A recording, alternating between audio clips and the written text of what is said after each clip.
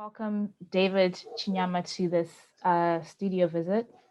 David is a multimedia artist whose work explores subject matters centered upon aspects of identity, social, economic, political, and religious connotations.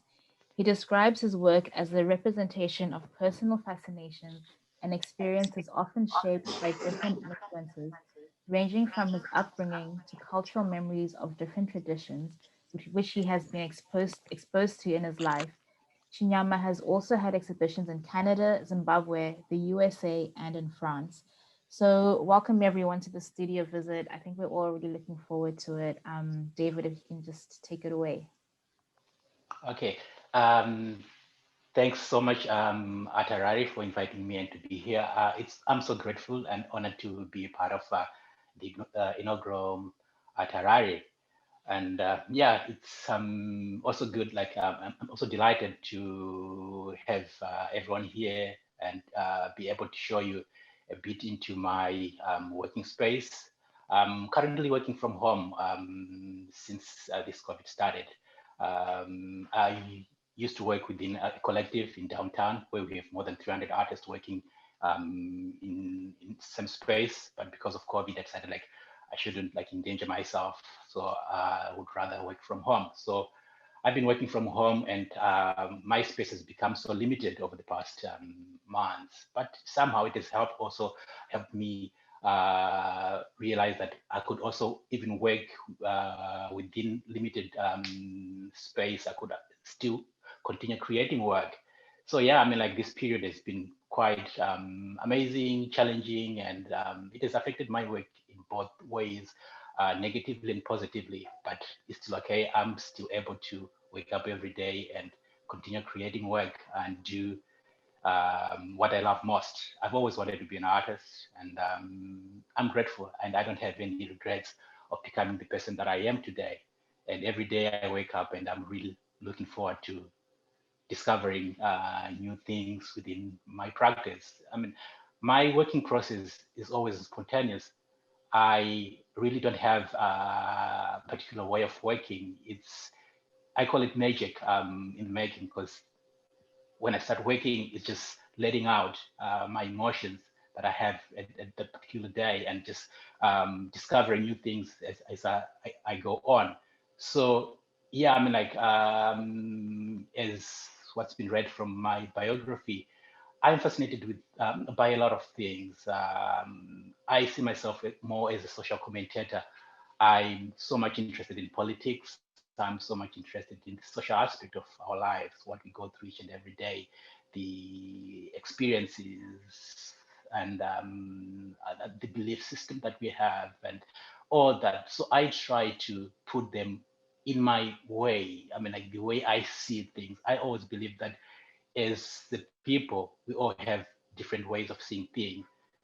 So when you look at my work, I decided I'm always fascinated in trying to give that identity that represents me as an individual and me as an artist, um, and working with things that surround me, ordinary things that we have around us, but like deconstructing them and putting them in a new construct that is me, that is a creation of me.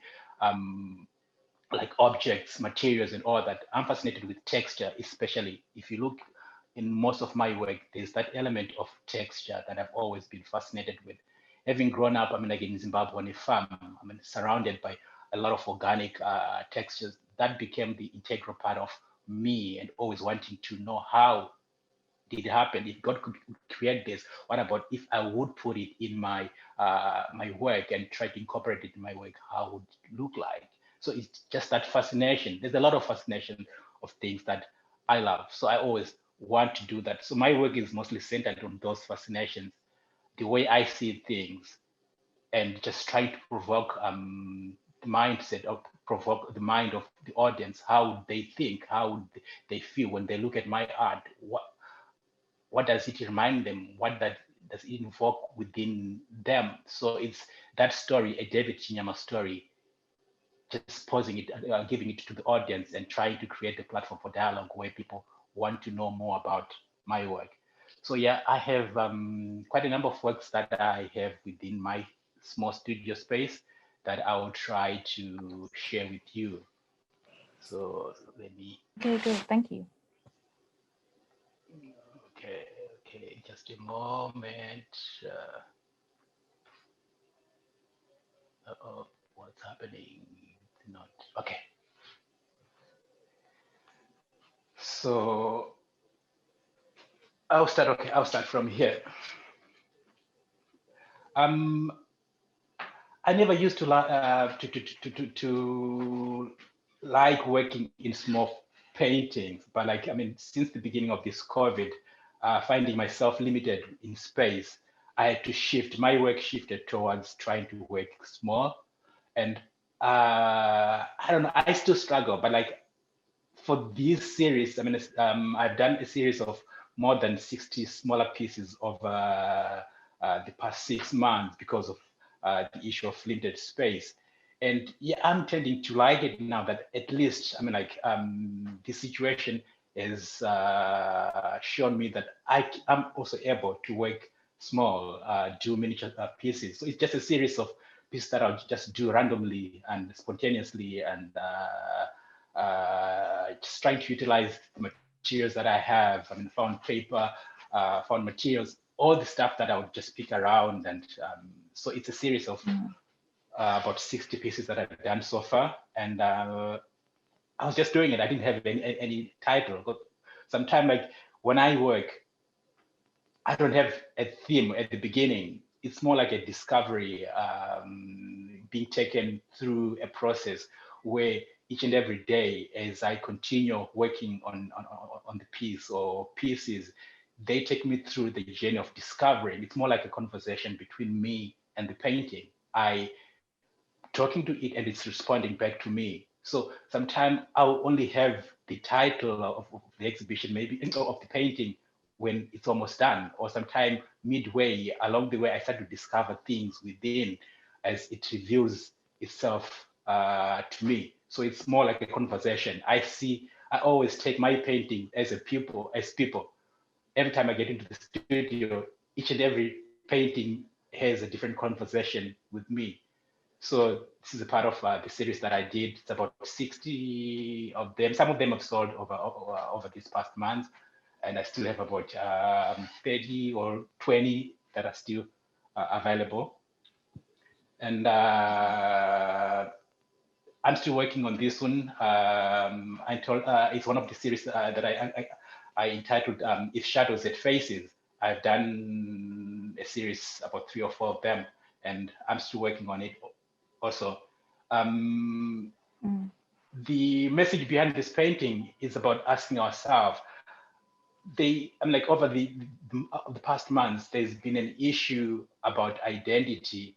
I think it's been all over where it's been so heated. So I'm trying to ask myself, what if our shadows also had faces? Would they also claim, I mean, like identity, or like would they have the same mindset that we have as a people, where the other person want to be better than the other, or where our shadows would feel they are more beautiful than the other, they're more smarter than the other. What if those shadows had faces? How would they look like? What if our shadows had an identity? What would be their identities? So it's just trying to pose that question, and where I'm asking people to look and reflect within themselves and to really ask themselves, who are we? Do we really need all this or fight over this aspect of who we are? I mean, our identity and all that. Yes, it is a representation of who we are, but by the end of the day, we are just people. All right. So these are some of some of the paintings that I've been, a series of the pieces that I've been working with over the past years, past months. I mean, sorry. Let me just. Some of them are not yet finished.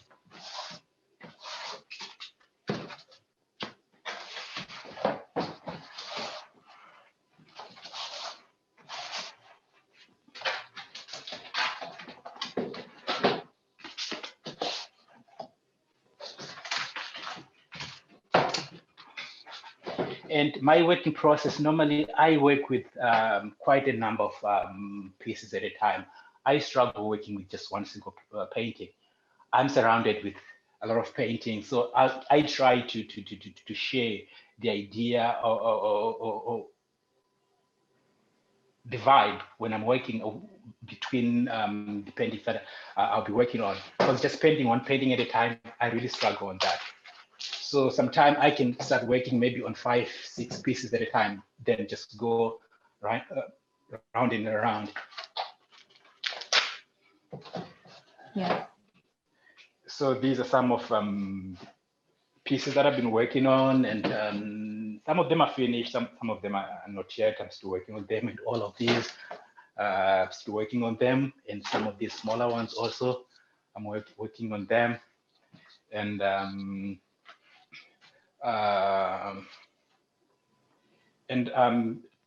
this one I did, I think this year it was part of another show that I did with another gallery. It was called The Brighter Side of This World. So I mean, also it's like sometimes my work also like touches on the aspect of the social aspect of our lives as a people, just trying to encourage people, especially in this COVID time. I know there was a time that I got I almost got, I mean, like to breaking point, and you just wake up the next day and you're told all of your shows have been canceled. I can't travel. I mean, as an artist, I'm living as a full-time artist. This is my livelihood as an artist. I travel around for shows, and in March, there was a week that I just woke up and it was all bad news. I mean, like coming from the galleries and the art fairs that I registered, that telling me that they had cancelled or they were rescheduling until things get normal. And I started questioning myself, so how am I going to do?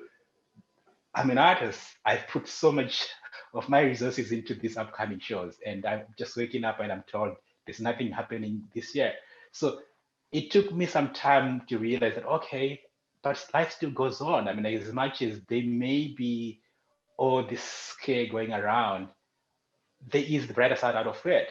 Maybe I should focus on something and see what will come out. So that's when I decided to paint one of this painting. I think it was a series of 2, 3 paintings, Brighter Side of the World. 2 have sold, and this is still here. So it's that aspect of looking on the social aspect of our lives and trying to encourage people, and just using my work also as a medium to share, I mean, the goodness of what we have. And sorry, just a moment. Let me just.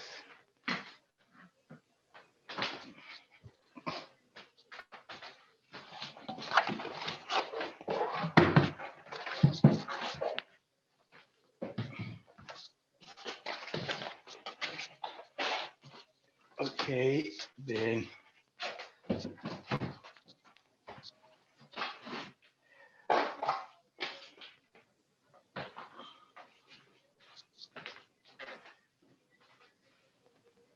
Okay, and I'm still, sorry, I'm still working on this one. I don't have a title for it yet. And this other one, it's also one of the pieces that I did this year, and it's almost done. I haven't gotten the title yet. And I think you can't see this one.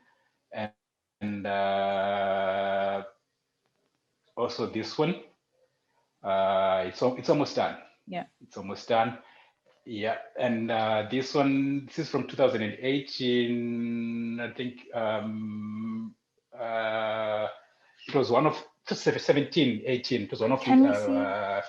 first. Oh, sorry, David. Can you bring the camera closer to the work just so we can see some more of the textures and details? Okay, all right. So I mean, as I said, I'm so much fascinated with textures and objects and materials that we have. So this one is on wood panel. I worked with yarn, fabric, recycled fabric that I to tear and into small strings and weave it onto the wood panel. So I mean, like it's also like that memory of my mother's crochet and the weaving and all that. I think for most of us, I mean, like who grew up in Africa, you'd realize that we've been exposed to this growing up. Would see our grandmothers, would see our mothers, would see our sisters. I mean, like most women doing this.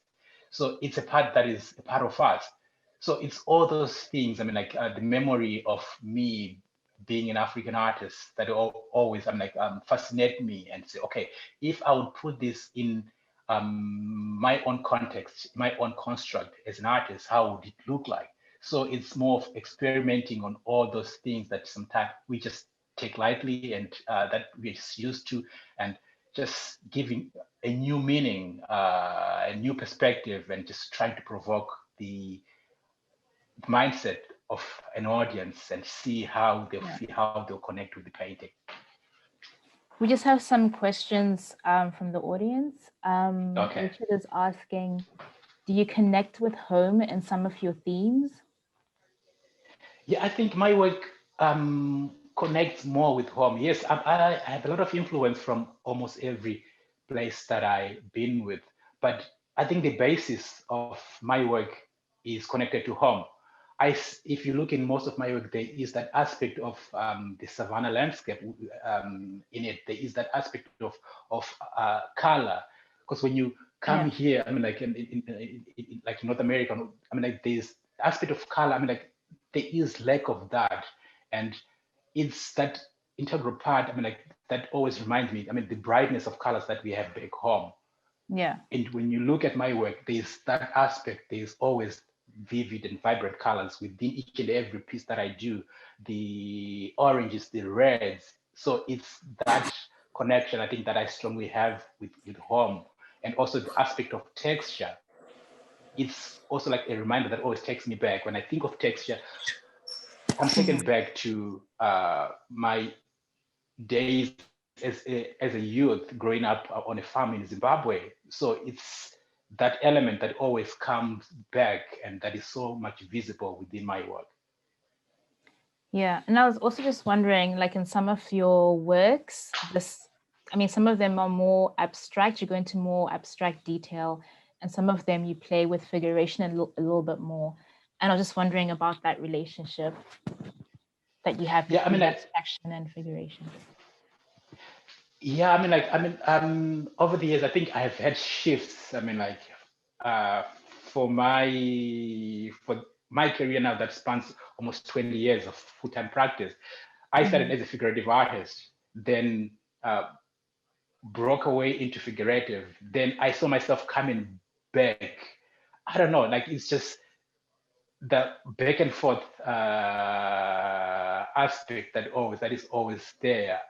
I find it easy to travel between the two, very abstract and a bit realistic. I always find myself in there. I don't know, it just happens naturally. But like, I mean, like when you look at, I mean, like at my work, there's one aspect that you recognize that it's me, the aspect of texture that I always try to retain and maintain. And I don't know, like I just maintain like naturally. I don't have to struggle to keep it or to retain it. It just happens naturally. And also like the palette, yes, it may have changes here and there. Like I feel like now my palette has become a bit subtle compared to my days back in Zimbabwe, but still there's that element of some vivid colors that are still so visible within my work. I just want to say for everyone who's just come into the studio visit, if you have any questions or comments, you could post it in the chat, or you could just raise your hand and we'll unmute you to ask your questions. Another question was also, what challenges did you face when you relocated to a new city, country, culture, environment? Yeah, I mean, settling in a new place, there's a lot of challenges because you're leaving your comfort zone and starting a new life, and being in a new culture, new influences altogether. The first challenge that I faced as an artist was settling down, because you come into a city that you really don't know. You don't know where to start from. You don't have any connections. So I had to start building my network from scratch, trying to find studio space to work from, trying to find galleries to work with, trying to find to make myself visible within a new place. I mean, like looking for Toronto, looking at Toronto, it's a place with thousands of artists. So Yeah. it's really a struggle for you to become visible within that space, because there are a lot of artists also who've been here, we were born here, and also trying to make it, trying to be visible. So that was one of the biggest challenges that I faced. So I had to continue persevering and believing that I'll still make it. And studio space, I mean, coming from home where we have a lot of space and very affordable, you come to a place where you're told just a space maybe of about 30 by 40 square feet, it's going for about $1,000.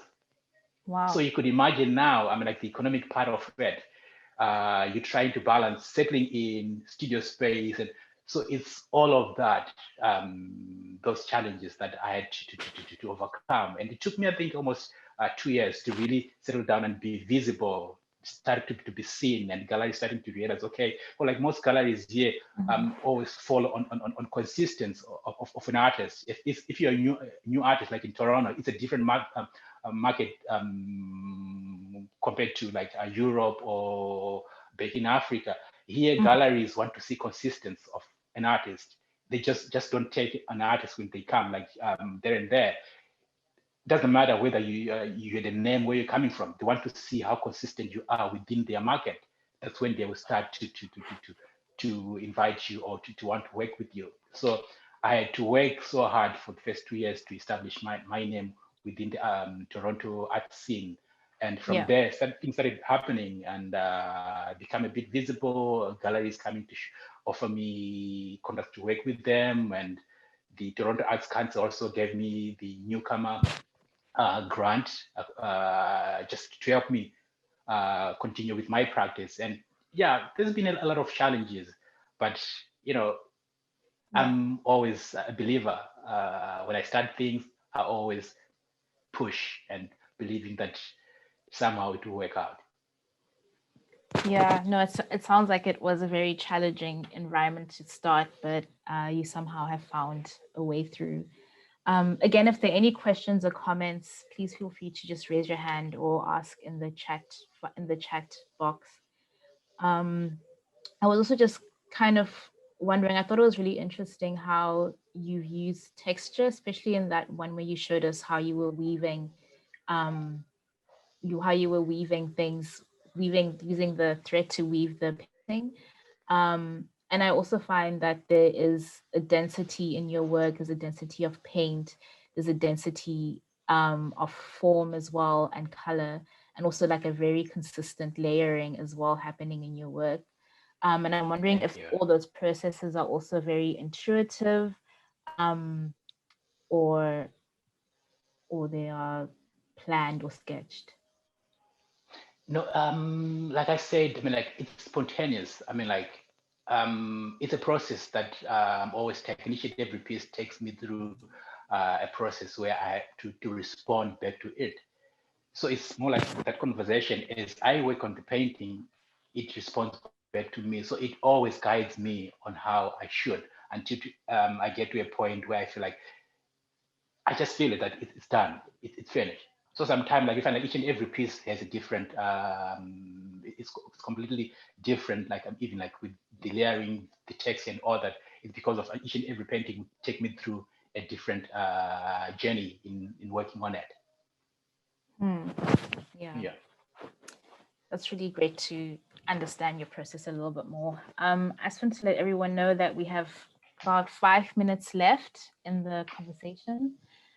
So if anyone would like to make a comment or has any questions, please go ahead. Or David, if you have any last thoughts that you want to share with us. Well, I'm just excited. I mean, about Art Harari. I mean, like where artists, I mean, come together and try to create something for their own and share it with the world. I know like there's always been a lot of positive and negative things coming out of Zimbabwe. When you ask somebody about Zimbabwe, the first thing that comes into their mind is the negative aspect that has been told by the media, and forgetting to know, I mean, how rich we are as a nation. I mean, like with so much gifted and talented craftsmen and artists and all that. So it's exciting to see that, I mean, initiative like this, I mean, coming at a time like this where artists are going out there and showing out the world that this is what Mhm. we have in Zimbabwe. And I think that would actually help in marketing Zimbabwe in a different way, to see uh, how rich we are in terms of a culture, a tradition, and all sorts of, I mean, like us that we're gifted in. So I Mm. really applaud you guys for bringing up this, and I'm here to support. I mean, like anything that is good that markets Zimbabwe and puts Zimbabwe in a brighter perspective. Yeah. I always proud to be a part of it. Great. Thank you so Thank much. you Thank so you much. for. Thank you so much. It's been good to be here.